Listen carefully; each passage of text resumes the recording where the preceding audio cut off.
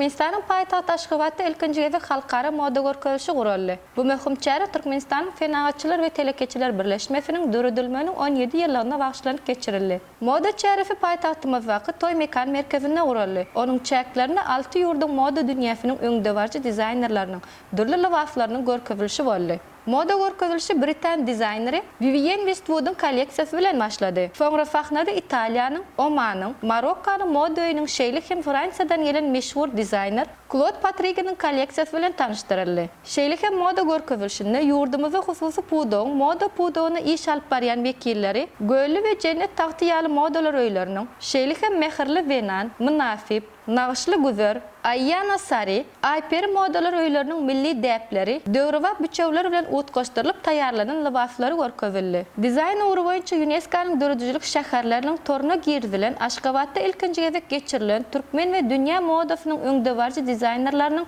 moda görkeziliş, dawarafy daşar ýurtlaryň köpçüliklerini habar beriş serişdeleriniň hususan Al-Arabiya TV, Al-Dubai Arabiya TV, Fashion TV teleýaýlymlarynyň şolfany dünýä belli moda jurnallarynyň gazetiniň wekilleri gatnaşdy.